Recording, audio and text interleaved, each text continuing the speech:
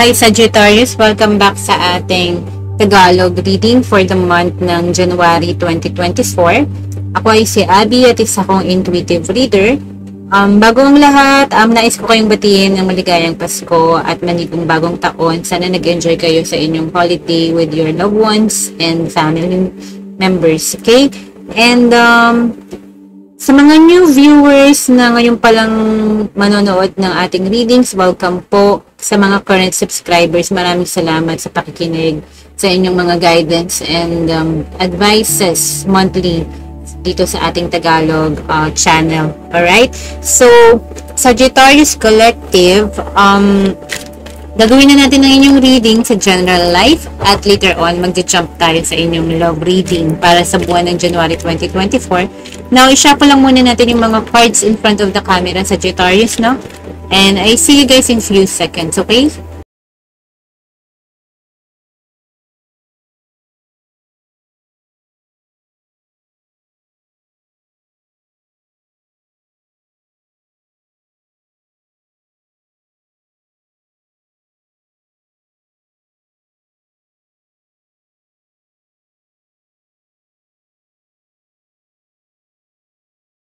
So, hi Sagittarius, let's do your month reading para sa buwan ng January 2024, no?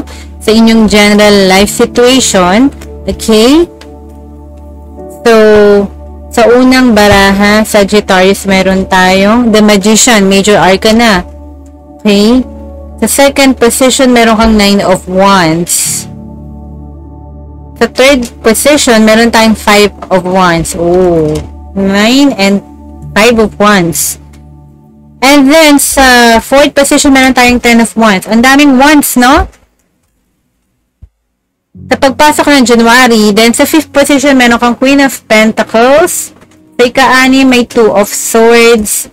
At sa gitna, Sag, meron tayong 3 of Swords. Okay.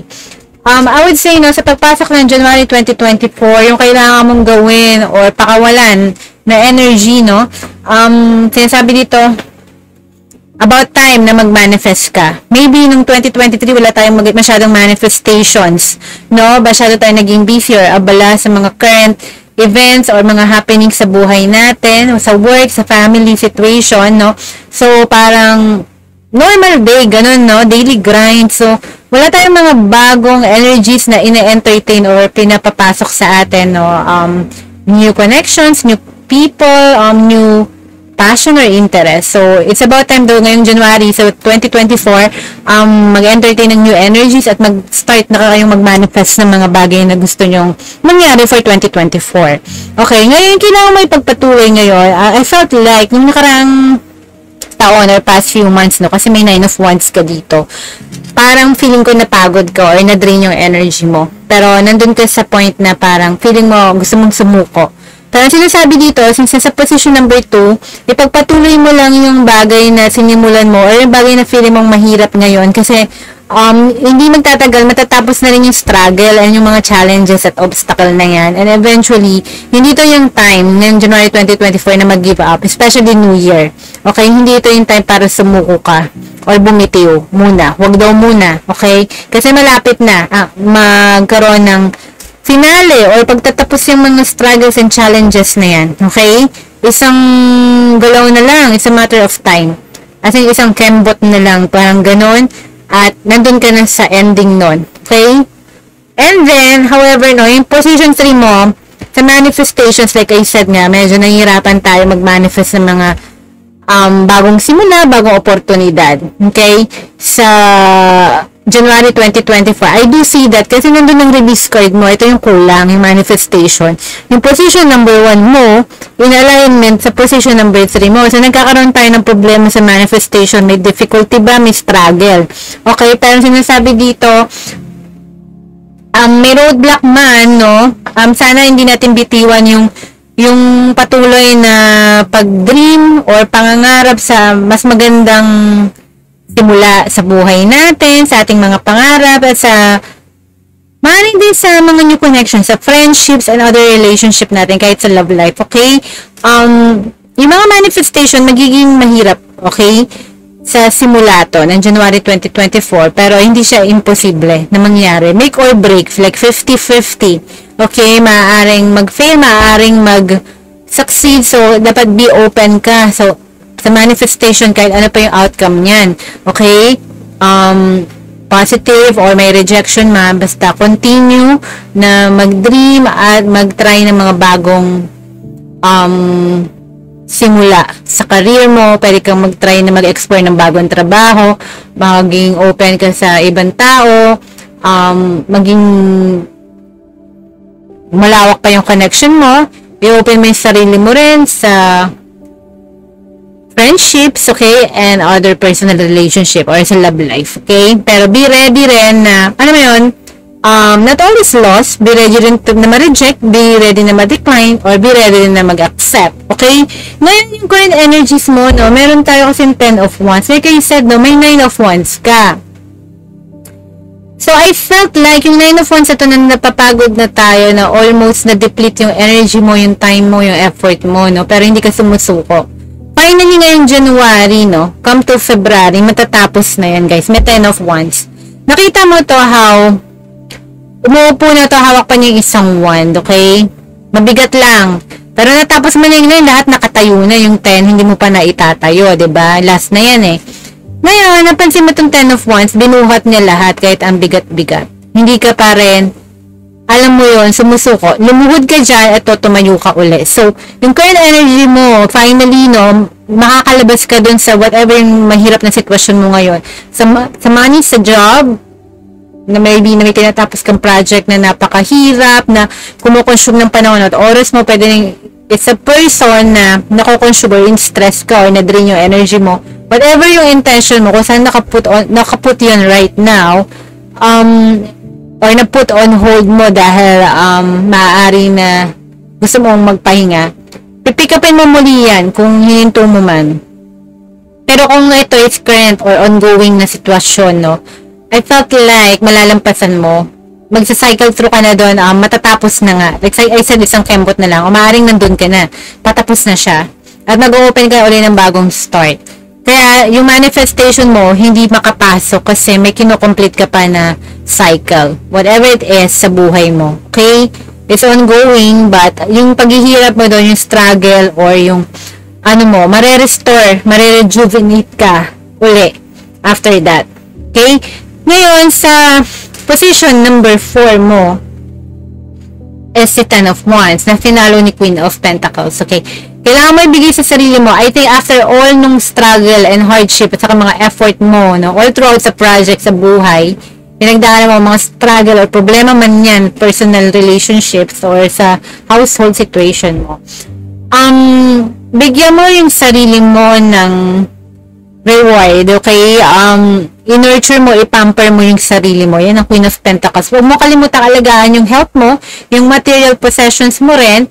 And it's not wrong. Kung masyado tayong naging busy or naging abala, no, na-stress or na-drain tayo, it's about time yung mga resources, yung mga reward, ibigay mo rin kahit pa paano sa sarili mo. Huwag mo kakalimutan how to look good, you know, yung physical health mo, yung physical well-being mo, kasi Pentacles to, Queen of Pentacles, nurturing energy. So, sinasabi dito, alagaan ng wellness mo, huwag papabayaan, okay?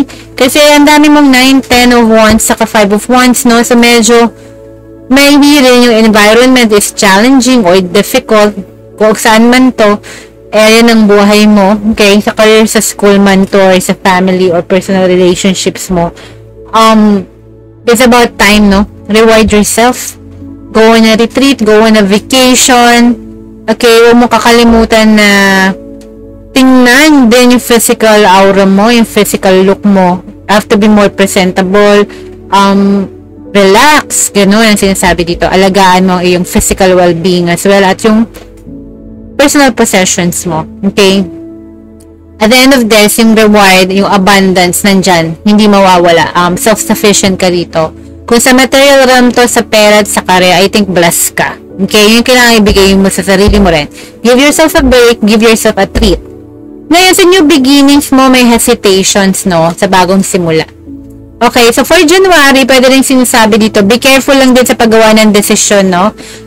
hanggat wala kang clarity, okay, or kaliwanagan sa mga bagay-bagay, huwag ka munang mag-engage sa mga new beginnings, new connections, new communication. So, be more discerning.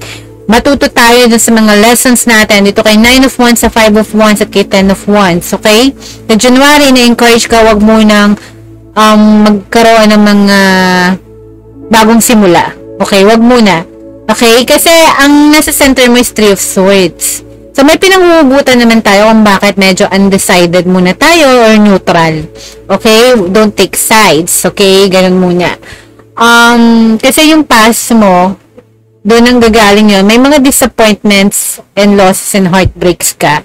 Sa past year, 2023 or past few months. Basically, since this is a January 2024 reading, natuto tayo dun sa nakaraang taon at mga nakaraang buwan or mga nakaraang taon pa, hindi lang 2023. Okay? So, it's about time na, I think yung 3 of Swords na to, kaya nasa center yan kasi nga yung energy mo nung past few months or yung old energy mo, medyo may residual energy pa ngayong January 2024, yung pagod, drain, stress, no?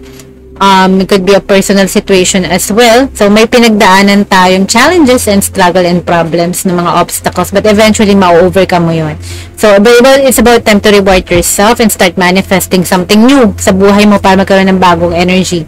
So, sana nag-resonate tong general life reading para sa Sagittarius.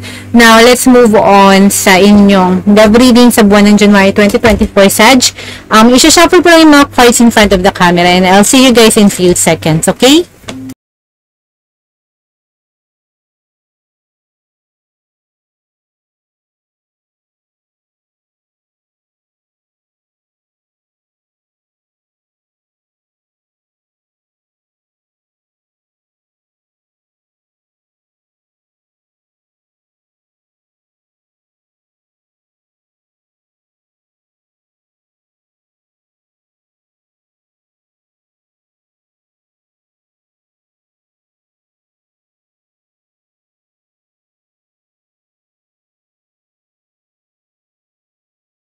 Hi again, Sag. So, gawin na natin ang inyong love spread reading sa buwan ng Enero 2024 for whoever will resonate with this, okay? Let's see. Okay. For Sagittarius, January 2024, ang una mong card, may 5 of Swords, okay? And then, meron tayong 4 of Wands, Sag. Sa position 3 major arcana, the Chariot. So, may galaw, no? Sa love life mo for January 2024, may Ace of Wands, ay sa restart or maaaring new beginning or new connection to. And then meron tayong Temperance major arcana, pero sinasabi dito, temper mo yung interest or spark sa connection na to, Sagittarius, okay? May movement, but make sure na take it slow, i-temper mo, no? Timbangin mo muna yung connection na to na papasok. Could be a new connection or an old flame, okay? Ngayon, kasi, kailangan matuto tayo, no? Kung ang old connection to, or matuto tayo sa nakaraan din kung new connection to, no? Kasi, nanggaling tayo sa isang connection or current connection mo na medyo lagi may pagtatalo, disagreement, or hindi kayo nagkakasundo. May exchange of words dito. May isang tao na gustong laging siyang tama.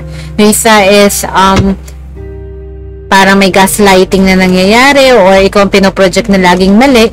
Feel free to resonate or reverse the situation between you and your person, okay? Ngayon, may chance naman din maging stable and secure to, no? Or it could be na it's a family situation kung ikaw ay hindi single, na lagi may pagtatalo. Okay, kasi ang 4 of Wands sa marriage card, stability, secure, foundation. Could also be kung nasa single status ka naman, yung commitment na hinahanap mo medyo mahirap. Okay, so let's see, clarify natin to. Okay, para sa ating Sagittarius. Sa buwan ng January 2024, 5 of Wands, may Ace of Cups ka. Yes, it's about time na mahalin mo muna yung sarili mo, no? Okay, kasi maaari ding may tao na mag-offer din sa'yo ng romantic interest, but you know, ang nangyayari is nadidisappoint tayo, nasasaktan tayo, nare-reject tayo. On the contrary, yung love na hinahanap natin, parang opposite ang natatanggap natin, eh, no? So, mahalin mo muna natin ang ating sarili, no? Kaya sinasabi, i-temper to kung may restart or of an old connection or an old flame, or if it's a new connection, learn from the past experience mo na mahalin mo yung sarili mo more than you love that other person muna, no? Lalo na kung feeling natin mas mahal natin sila kaysa sa mahal nila tayo. Okay? So, parang gano'n ang energy kasi ng 5 of Swords. So, wag mong kalimutan. Don't lose yourself in the process as well. Okay, ngayon, i-clarify natin tong 4 of Wands. Meron tayong 8 of Wands. So, may communication na papasok about this parang potential, no?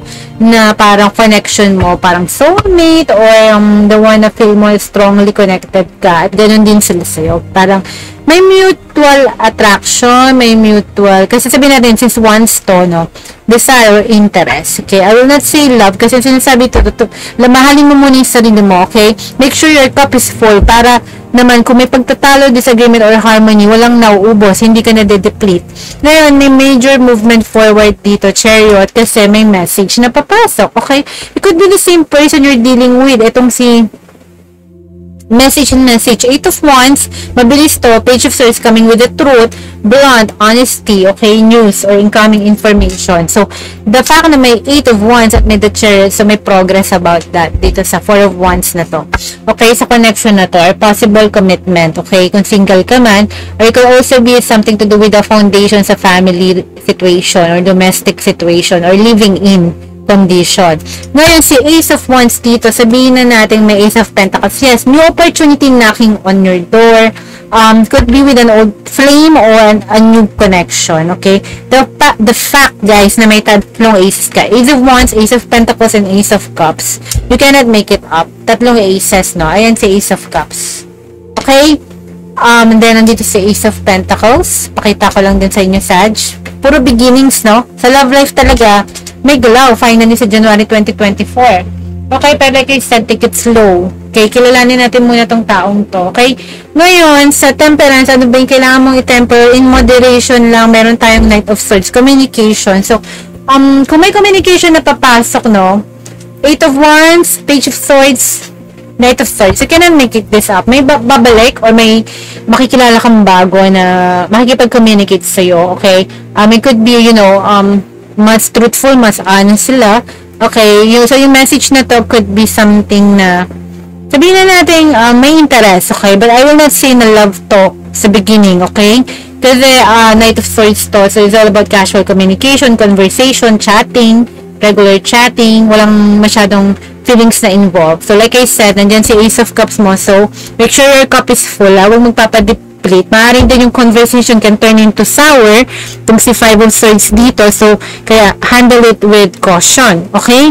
So, sana nag-resonate itong love situation mo for January 2024 Sagittarius. And, I see you guys in the next month reading. Take care. God bless. Mahal ko kayo, Sag. Bye!